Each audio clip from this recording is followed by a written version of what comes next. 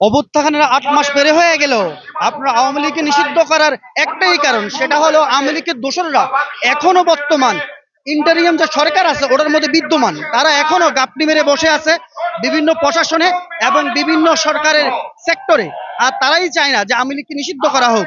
আপনি দেখুন, আব্দুল হামিদ সাবেক রাষ্ট্রপতি, তিনি হত্যা মামলার আসামি হয়ে তিনি অভ্যুত্থানে ৮ মাস পরে কিভাবে উনি চলে গেলেন? নিশ্চয় এখানে উপদেষ্টাদের হাত আছে, কারণ উনি যখন এয়ারপোর্টে যায়, এয়ারপোর্টে অনেক কাজ আছে যেটা ওনাকে করতে হয়। তাহলে উনি হত্যা মামলার আসামি, ওনার সকল পরিবারের সদস্য নিয়ে উনি চলে গিয়েছেন।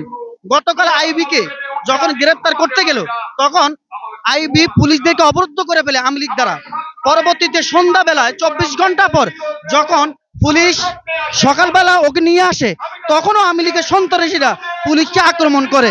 তার মধ্যে স্পষ্ট বোঝা যায় আওয়ামী লীগ এখনো কিভাবে সক্রিয়, তাই তাদেরকে এখনো নিষিদ্ধ করা যাচ্ছে না।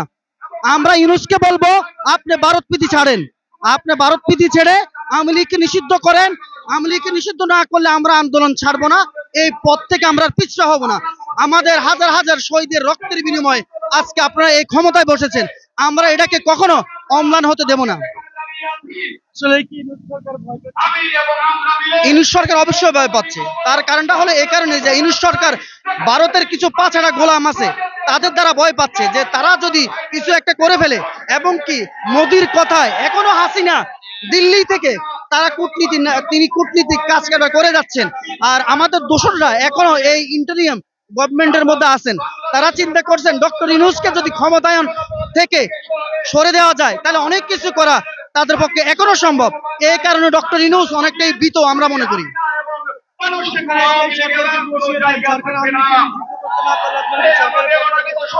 অবশ্যই সরকার যদি আওয়ামী লীগকে নিষিদ্ধ না করতে পারে, তাহলে আমরা ওদেরকে যেমন ভাবে বসিয়েছি, আওয়ামী লীগকে আমরা ফ্যাসিস্ট হাসিনাকে বিদেশে আমরা পালিয়ে যেতে আমরা যে আন্দোলন গড়ে তুলেছিলাম, ঠিক তেমনি ডক্টর ইউনূস সরকারকে কিভাবে নামাতে হয় সেটা আমাদের জানা আছে। প্রয়োজনে আমরা আবার রক্ত দেব, এই রক্তের বদলা আমরা নিয়েই ছাড়বো। কিভাবে বাংলাদেশে বেমান আবার যাতে মাথা ছাড়া দেয় সেটা আমরা অবশ্যই দেখে নেব।